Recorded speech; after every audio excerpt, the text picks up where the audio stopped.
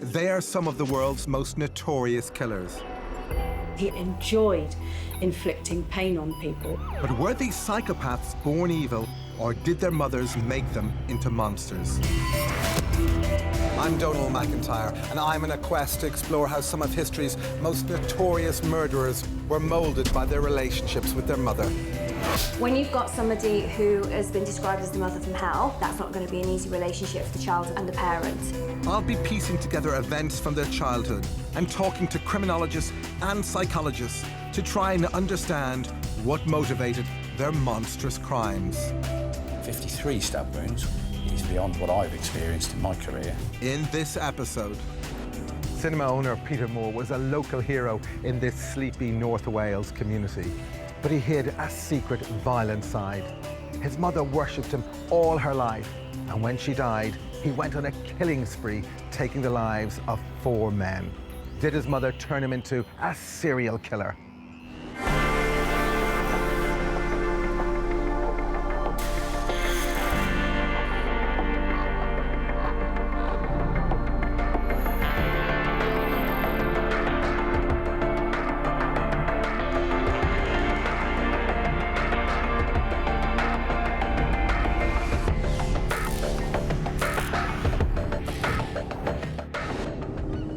For the vast majority of us, the thought of taking another's life is simply unimaginable.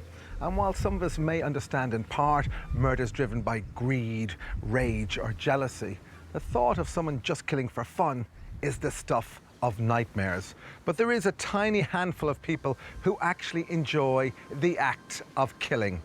And Peter Moore was one of them.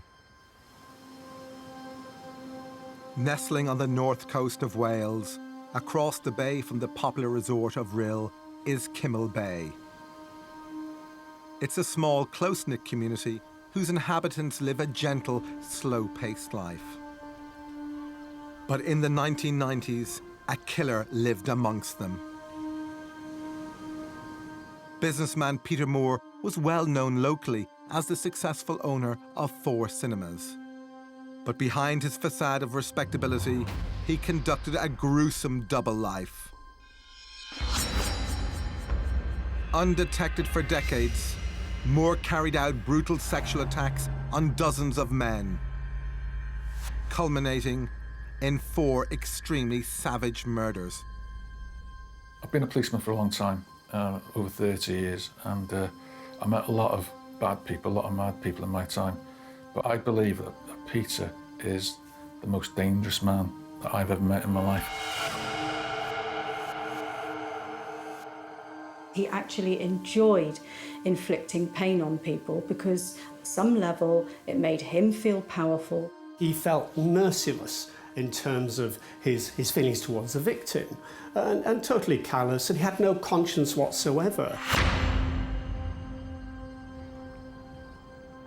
I've come to North Wales, where Peter Moore lived and where he murdered 4 men.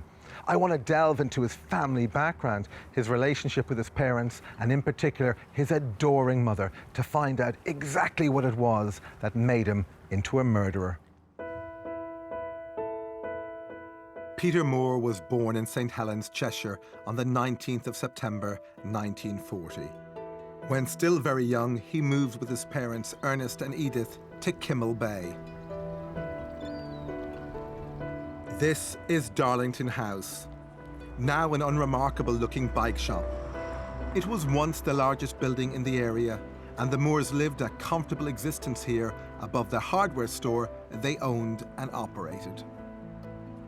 This bike showroom was the former flat where the Moore family grew up. And when Edith Moore fell pregnant, she'd all but given up any hope of having children. When young Peter was born, she called him her miracle baby. Her son became the center of her world, and she was utterly devoted to him. Growing up, Peter always knew he had his mother's undivided attention. In her eyes, he could do no wrong, but he was just as infatuated with her as she was with him. Peter Moore's mother was someone who'd had miscarriages. She's someone who really given up on having children and more or less never expected to bear a child. When Peter came along, however, she was absolutely delighted. Though Edith was overjoyed by the birth of her son, Moore was not born into a happy home. I think she was lonely. I mean, her husband never spent any time with her, as far as what I could tell. I don't think that he would have shown a great deal of affection or tenderness, but once she had her son, that was what she needed. I think for only children, it can be very difficult for them to be out of the spotlight, if you like. And especially in this context where the household wasn't a happy household. I think when I first met Peter, he was different to other boys. He was always with his mum. He was very close to his mum. They used to always be doing the garden together. And if Mrs. Moore came out to talk to my mum or dad, Peter would always be at her side, which always seemed a little bit unusual. As Moore grew into adolescence, those that knew him described him as rather effeminate. His father, a hard-drinking, traditional, former military man, was not impressed. He didn't approve of Peter's flimsiness. He wanted him to be a man, but Peter wasn't the type of man that his dad wanted him to be. Mr. Moore liked to drink. He would have a drink during the day. My dad warned me not to spend time with Peter Moore's dad alone.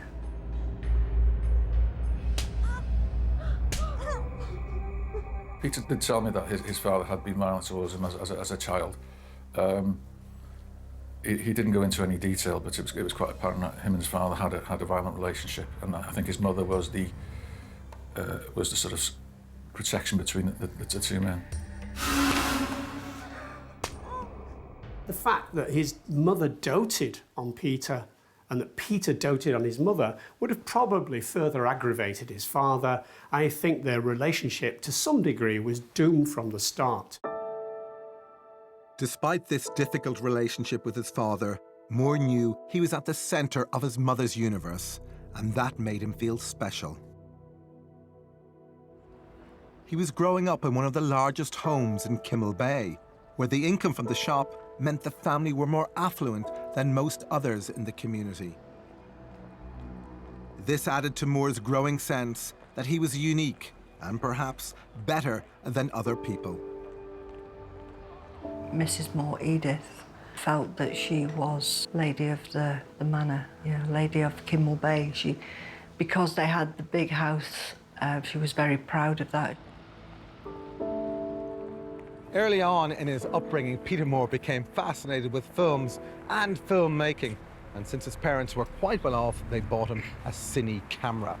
And as he moved from childhood to adolescence, he started to document his family life through the lens of an 8mm camera. Right from the very start, there was no doubting who was the leading lady and central star of his home movies. Edith's miracle child repaid the love he received from her by making her the heroine in a string of home movies. If his mother was the star, Peter Moore was the movie mogul, calling the shots. It was an early indication that he seemed to think that the story of his life, including his terrible crimes, should be projected onto the silver screen. Peter Moore was very much obsessed with making films. It was a privilege in a way because not many families had cine cameras. He enjoyed the idea of being theatrical. He enjoyed this kind of constructing of an imaginary world. It allowed him to escape the rather grim world that his father imposed on him, and it allowed him to fantasize a little. These never-before-seen home movies, shot by a young Moore, find him documenting his neighbours and his local community in the 1960s.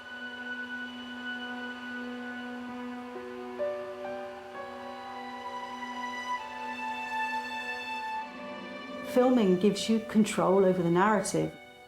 You've got lots more power to make it the way you want to make it. You colour it in for yourself.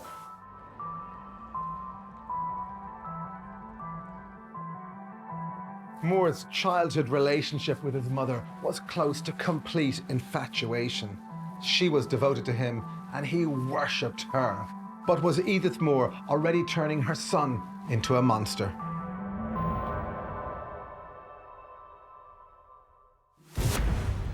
To try and find out what part she played, I'm meeting criminologist Dr. Elizabeth Yardley. How significant was it that Edith, Peter Moore's mother, was having trouble conceiving, and then she had, after a great deal of work, Peter?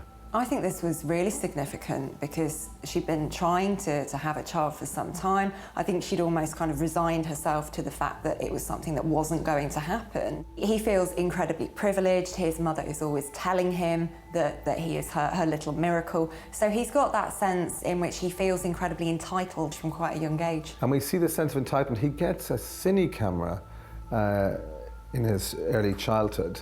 And you think back in those days, a cine camera, it's so out of place in that community. This is really significant, isn't it? This is quite an expensive piece of technology, quite an advanced thing to have at the time.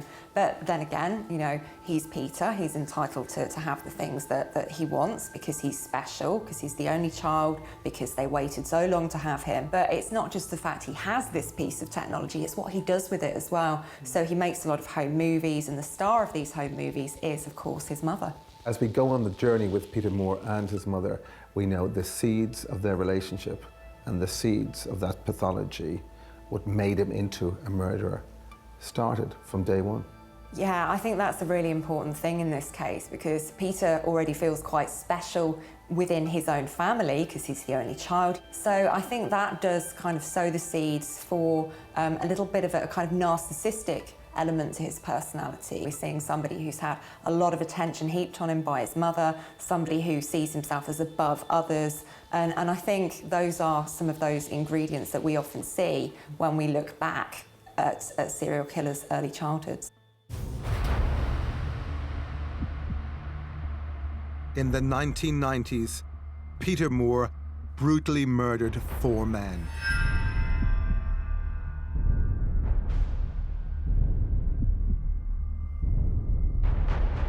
An only child, he had an unnaturally close relationship with his mother, but despised his overbearing father. He cut a distinctive, somewhat odd figure in the small church-going community of Kimmel Bay in North Wales. I would say he was different, but there was something about Peter, the way he used to dress when I used to see him out as a teenager. He would be always dressed in black. I think it was because he wanted to stand out, wanted to be noticed.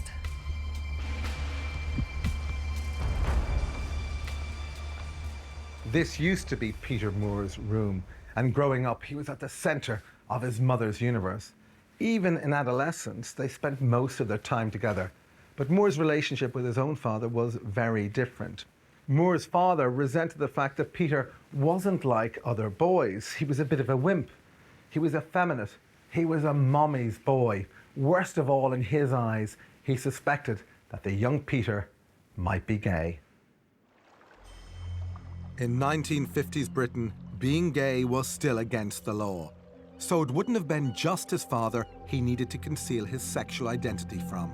At the time when Peter Moore was a child, homosexuality was illegal and very much frowned on and very much confined to gents' toilets and hidden places. In terms of hiding this from the general public, Peter wasn't that bothered, providing it didn't get back to his mother.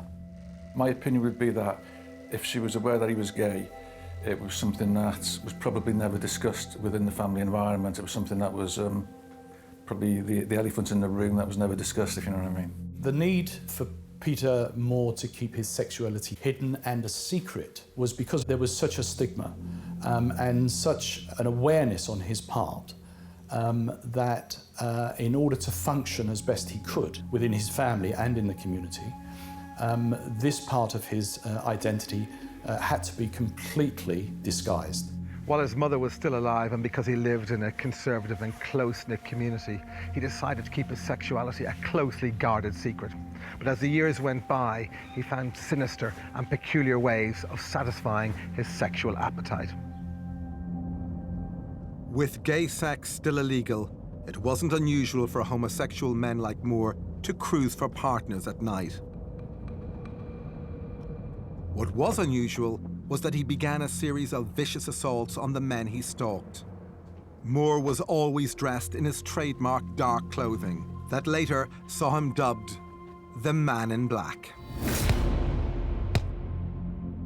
Generally, the majority of attacks were low male. I'd been to the local pub for a beer and were walking back home. He would drive ahead, park up, and then hide himself in the bushes. As the male walked past, he would jump out the bushes, normally with a rubber truncheon, and attack the males from behind, and then there would be some form of a sort of sexual assault take place thereafter. Moore would later admit that these attacks had continued undetected for 20 years, and that he derived sexual pleasure from the violence.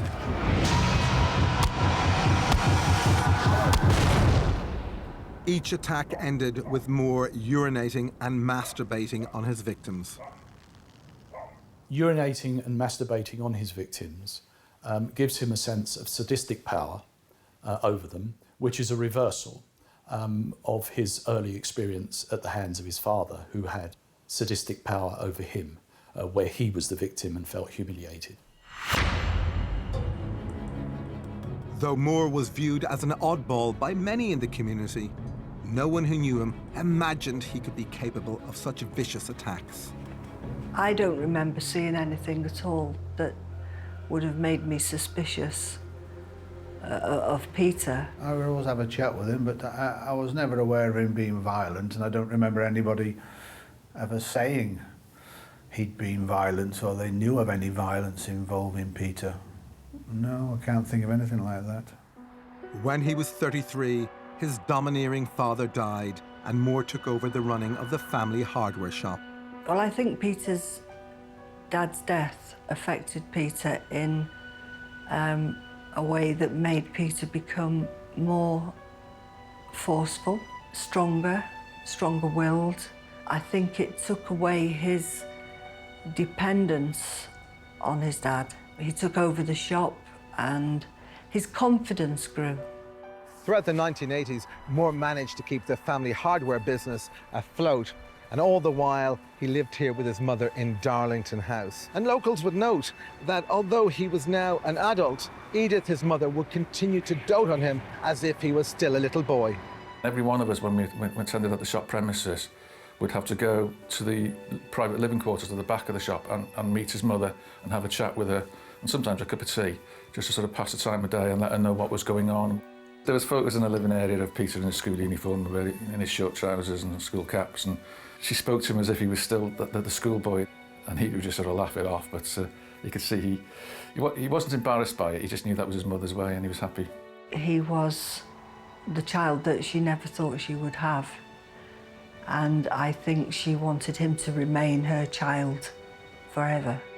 Despised by his late father, Moore seemed to have taken refuge in his mother's love, though it didn't stop him conducting his violent double life by night. His mother provided all of that adoration that he felt he was entitled to. He's getting everything from it. He's getting love and adoration and protection, and he doesn't seem to be worried about that. He doesn't feel claustrophobic. Psychologically, in his mind, he's continuing in this very enmeshed relationship with his mother, who, but it's important, whilst he continues to be in this enmeshed relationship with his mother, that he has control over father. It's a fantasy control over father, and it's revenge against father in the activities where he then starts to abuse other men.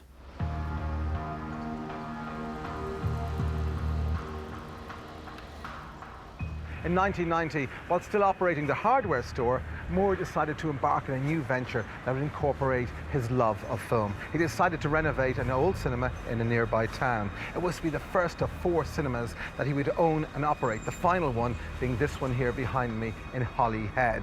He was considered a hero, with the local news hailing him as the saviour of North Wales cinemas. It earned him a great deal of kudos and respect.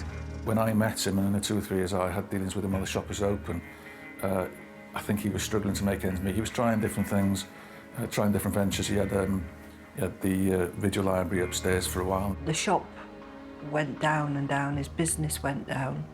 Then he took over the cinemas and he was busy doing those up. And his mother was proud of that. As boss of his own cinemas, Moore often chose to screen violent horror films, Friday the 13th, starring the evil Jason, being one of his favourites.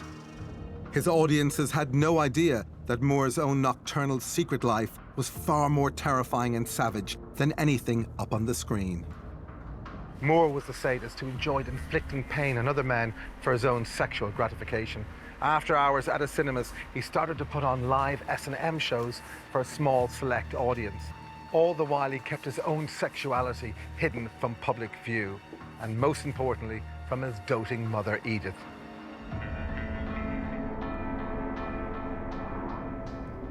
He seemed to be leading a normal life daytime, but he started to go out at night much in the same way that his dad used to do.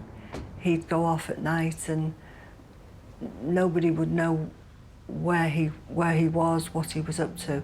Peter Moore never really established any kind of real adult relationships. He discovered bit by bit that he was sexually sadistic. He had to inflict pain and suffering in order to gain any sexual arousal. And this he would either organise with other men, or he would actually go out there increasingly and take it.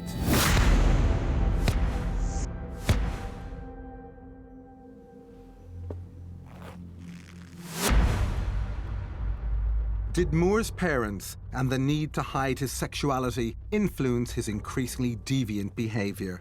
I've come to meet criminologist Dr. Elizabeth Yardley to find out.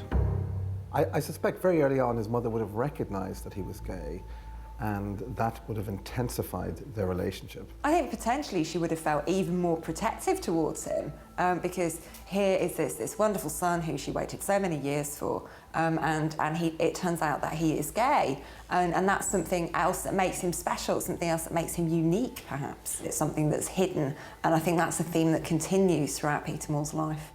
But the primary force I'm suspecting in the marriage, in the family, is now it's the mother and Peter, and that cosseting and that's affection and uber attention, rather than the ridicule and abuse he was getting from the father. Well, I think it's a combination of the two. So within the same household, you've got all of this love and affection and support from your mother, yet at the same time, your father really can't stand the sight of you because you are not living up to the expectations of what he wanted you to be. But where is this fantasy, this need to dominate his sexual partners? Where has that come from?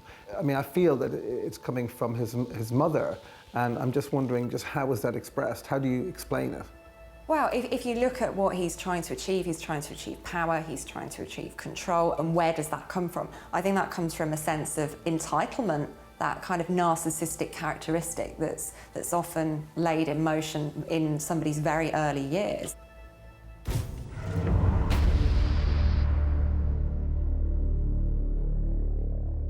Peter Moore was the sadistic sexual killer of 4 men in the 1990s, viciously assaulting and humiliating dozens more.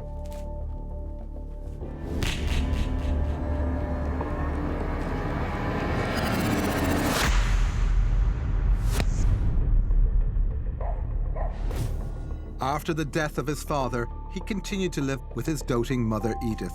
But that year saw a cataclysmic change in Moore's life. In May 1994, Edith, Moore's mother, passed away, leaving him all alone here at Darlington House.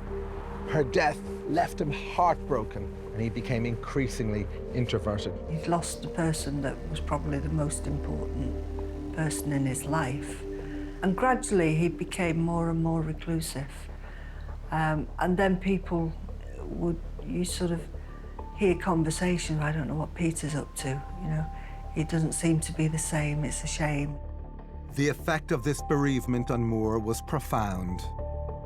I think that the death of his mother took away the only thing that could potentially have kept this under control. And I only say potentially. She was what, in criminological terms, we call an intimate handler. And that just means somebody there to stop you when it goes too far. When Peter Moore's mother died, the level of control, that genteel control, and that fundamentally adoring relationship between them ended. He wanted to do things, he had motivations, and all of a sudden, there was absolutely no reason why he shouldn't just get on with it. With his mother gone, Moore became less guarded about his sexuality. He would regularly bring men back to Darlington House for sadomasochistic sex sessions, where he'd dress up in black leathers and beat his sexual partners. When his mother died, he just became more reclusive. There was a lot of comings and goings at Darlington House in the early hours of the morning.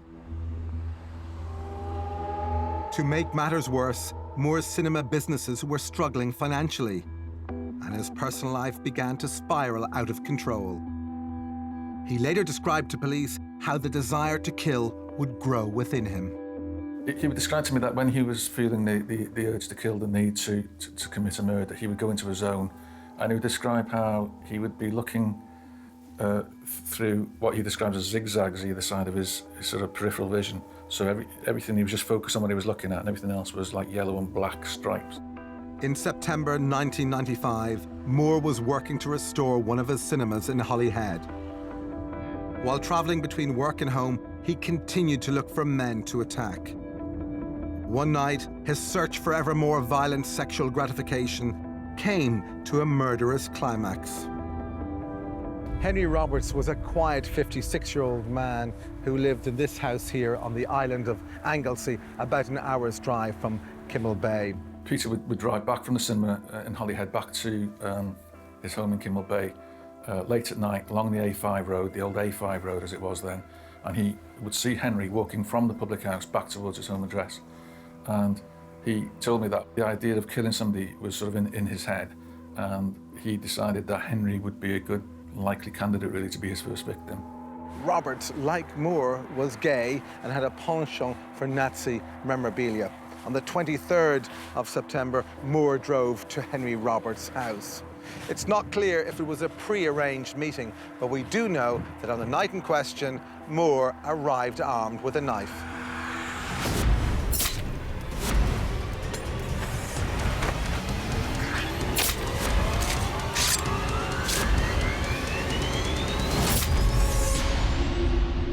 He was stabbed numerous times across his back and across his back of his legs, and following his death, his trousers were lowered, and he was stabbed post-mortem twice in each buttock. Moore stabbed Henry Roberts 47 times. It was beyond brutal. Roberts had been a regular at his local pub. When he didn't show up for 3 days, friends took a walk up to his house where they found his body. He'd been dead for 2 days.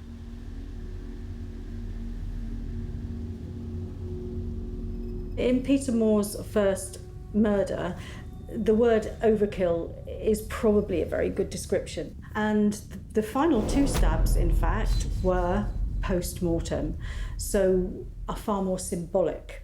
So perhaps moved beyond the frenzy and the rage and the final symbolic act of stabbing this victim in the buttocks, taking his trousers down, another humiliation, was perhaps more to do with his gay feelings. Peter Moore's approach to killing his victims was one of a sexual sadist, gaining satisfaction primarily. Killing the victim was almost incidental, part, if you like, of the process. Primarily, he was gaining sexual satisfaction from inflicting the most ultimate harm that you can on another human being.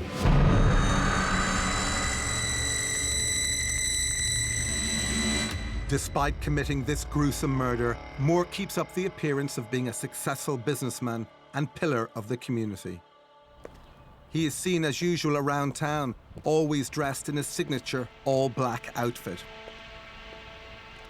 No one suspected a thing. Peter Moore clearly demonstrated significant psychopathic tendencies.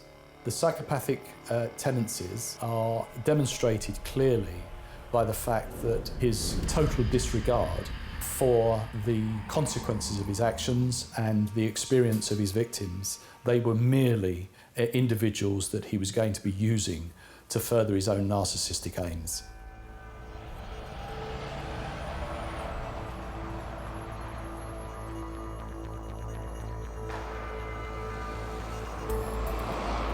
Moore had now developed a taste for murder, and just a few weeks later, he struck again. His victim was 49-year-old security guard Keith Randalls, who was living in a caravan on a construction site in Anglesey. This time, he decided to kill Keith for his own amusement. He told me that once again he was driving from the cinema in Holyhead back towards Kinloch Bay. It has been now a month since he'd killed Henry, and obviously he hadn't been sort of interviewed or arrested for it, and he was feeling the need to kill again. So he told me that on the way home he decided to drive around a bit and see if there was any likely candidates. According to Moore's later testimony, he knocked on the door of Randall's caravan and was ready with a knife in hand as he answered. Peter told me they just stabbed him once straight into the stomach region. Keith came out of the caravan and a big struggle ensued. It was quite a sort of massive struggle, and Keith was certainly fighting for his life. Peter told me that at some stage in the fight, Keith turned to Peter and sort of begged for his life for the sake of his grandchildren, but that had no effect. And Keith said to him, "Why are you doing this to me?" And he turned around and replied to him, "I'm doing it for fun." He wanted to portray something. He wanted to be the centre of attention. And I think saying just for fun would actually push him into the kind of legion of serial killers and the kind of phrases they come out with, because it sounds like something that would happen in a film. After the murder, Moore calmly drove home, where he realised that in the struggle he'd lost a black clip-on tie. He returned immediately to the scene of the crime, retrieved the tie and stole a video recorder from the caravan. Released from the need to answer to his beloved mother, Moore's lustful desire to kill appeared to be in overdrive. I want to ask criminologist Dr. Elizabeth Yardley how far Edith may have restrained her son's murderous urges. The death of Edith, Peter Moore's mother, was seismic. Is that the trigger for his move from being a sexual predator to being a serial killer? It had a massive impact on him, because she is his #1 fan. She's always been the person there in the background who's providing him with reassurance and basically stroking the developing ego that he was. And for her not to be there, he's now lost that. And I think that's an important part of somebody's identity when they are quite narcissistic. That person who stands there and reinforces them and pats them on the head and says, "Aren't you fantastic?" When that person's removed from the equation, that can get quite interesting. And his first victim was Henry Roberts. He tells us this was nearly an opportunistic act, and yet I'm not convinced, Liz. I think what we're looking at here is access and opportunity. I think Peter Moore is somebody who had been stalking people for quite some time, because you'll often find with killers like Moore that they won't just go straight into killing, that they'll often do test runs, they'll practice, they'll try things out. We've always got to be so cautious about the stories that serial killers tell us about their crimes, because they will always want to present these stories in a particular way. And I do think this wasn't completely opportunistic. The murder of Keith Randles, this, according to Peter Moore himself, was just for kicks, just for fun. And I don't accept that. He's creating a character here of this ruthless killer who kind of gets off on killing and has fun doing it. And I think we've always got to be really sceptical of any claims that he makes in relation to his killings. To my mind, there's still a sexual motive for all these murders. When you think about what sex represents, it represents power, it represents control, all of the things that Peter Moore wants. Serial killer Peter Moore, dubbed the Man in Black, spent 2 decades carrying out vicious assaults on men for his own sexual gratification. But when his adored mother died, he escalated to sexually sadistic murder, stabbing his victims in a frenzy before defiling their bodies. After killing and getting away with it, he was getting bolder, and a week before Christmas 1995, he struck again. On this occasion, his victim was 35-year-old father of 2, Tony Davies. Davies, on the 18th of December, travelled 7 miles from his home in Conway Bay to visit his mother in Abergele. After spending some time with her there, he told her he was just going to pop out for a while. He never returned. The next day, his body was found here on Pensarn Beach. He'd been stabbed to death. The murder was committed at a well-known cottaging spot close to Moore's home at Darlington House. I think ultimately the fact that he was becoming blasé was one of the 2 things. He either wanted to be caught or was becoming so confident in his ability to kill that he could actually kill on his own doorstep and get away with it. This recklessness was to be Moore's undoing. A hotline had been set up asking the gay community to sort of offer some information in relation to that happens on Pensarn Beach that might help us in the investigation. I received an action late in the evening from somebody that called in on the hotline and described that this male had met a man on Pensarn Beach and been taken to an address in Kimmel Bay where he'd been attacked, and he described himself as being lucky to get away with his life. He gave a very sort of loose description of the property and its location. I immediately recognised the house to be Darlington House. I knew that Darlington House was owned and still owned by Peter Moore, and I knew that obviously Peter was a gay man. The man described in the tip-off was dressed head to toe in black. And I remembered that previously I had seen him dressed in black leather jacket and black leather trousers. So I formed the impression that Peter was a good suspect.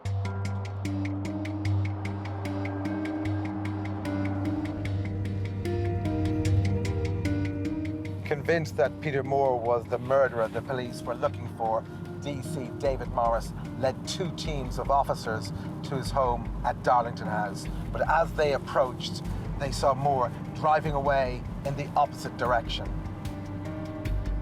They tailed him for almost 5 miles before he pulled into a housing estate. As soon as Moore stepped out of the car, police arrested him. He was taken to Llandudno police station for questioning. I think when I arrested him, I think Peter did know who I was. It was only when I went into the interview room that I introduced myself and mentioned the fact that I'd met him before and met his mother. And I think he was quite pleased that I remembered him. With Moore under arrest, police were sent to search Darlington House. There they discovered Tony Davies' coat and the video recorder belonging to Keith Randles. Peter Moore was charged with the murder of Tony Davies and arrested on suspicion of the murder of Keith Randles. Late that night, DC David Morris was called at home and was asked urgently to go to the police station. I received a phone call about 2:30 in the morning from the custody suite in Llandudno saying that Peter had come back from the court and requested a further interview.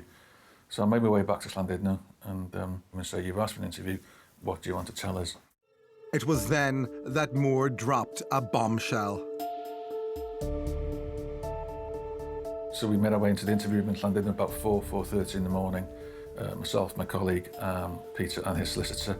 And during the course of that interview, he admitted to us 4 murders, the 3 murders that we were aware of in North Wales from September through to Christmas of 1995, a murder that we were unaware of, the murder of Edward Carthy. Moore had picked up 28-year-old Edward Carthy at a gay club in Liverpool and offered him a lift home. He told me that as he drove through the Birkenhead tunnel from Liverpool back towards Birkenhead, Edward had fallen asleep in the cab of the Ford Transit, and that's when he formed the impression that Edward was somebody that he could kill and that he was going to kill him. So as Edward slept, he drove him to North Wales and to the woods, where he got him out of the vehicle and stabbed him to death.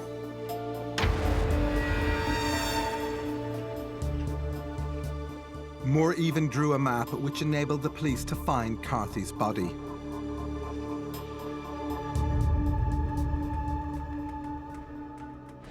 A seemingly unrepentant Moore appeared to draw satisfaction from revealing the grisly details of his murders. He was finally the star in his own film, and people were watching. The fact that his starring role was coming to an end, on the one hand would have been a relief, but paradoxically would have even enhanced his sense that he was now firmly in the public eye and he really was a star. But then, in a bizarre twist, while on remand in prison, Moore recanted his confession and claimed the murders were committed by a friend of his named Jason. So we came into the interview room and picked up the interviews again, and it was during that sort of week in custody in Walton Prison that he had this sort of change of heart and decided to tell us that he wasn't the murderer. In actual fact, it was his friend who he nicknamed Jason. I was interested about his use of Jason. I've seen it before with other serial killers or mass killers, and that is that they get their sort of narrative reference from fictional characters. At his trial, Moore angered and upset the families of his victims by playing up to the cameras and appearing to enjoy himself. The way that he behaved in front of the press was like he was a rock star of serial killing. This is probably how he wanted to be remembered. The reason that he performs to the cameras is one of the clearest indicators that he is still defending against the reality and very firmly entrenched in a world of fantasy, that he continues to be the star. It's a defensive, a dynamic against accepting the reality of his life. Throughout the proceedings, Moore maintained his innocence and continued to blame the mysterious Jason. This was a case of too weird, too late, and not credible. He didn't fool anybody, police, judge, jury, anyone. Peter Moore, in fact, was clearly Jason. Moore was found guilty on all 4 counts of murder and sentenced to life in prison. I still find it hard to believe that he turned into a murderer. I find it hard to believe that he could be that person. Moore was finally the star of his own grisly show. Is it possible that a doting mother's love could be at the root of his crimes?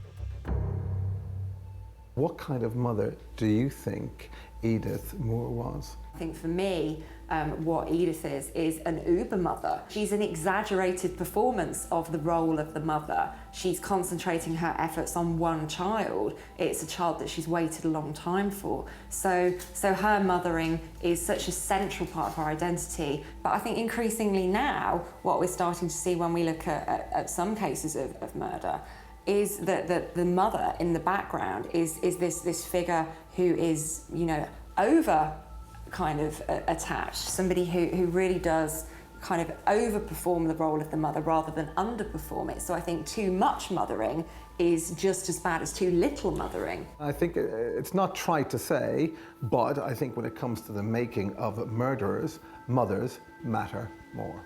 She was the star in his movies, he was the star in his movies. They both were playing roles. And to what extent do you sense that he was living out a performance, that he set himself out to be the star ultimately in his own courtroom drama? I think that's very much the case, and cinema and performance were always something that was very important for Peter Moore. He's always performing a role and he's always anticipating an audience, and he gets that audience when he's charged with these murders and he ends up in court, and he's almost really lavishing in the attention. It's this idea of the serial killer as celebrity, and I think that's something that we see very much performed by Peter Moore.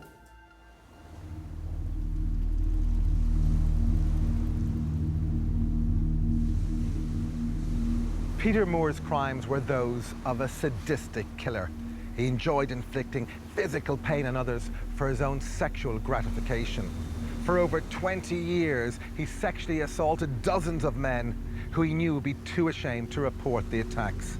And when this no longer sated his sexual appetite, he decided to break the ultimate taboo: murder.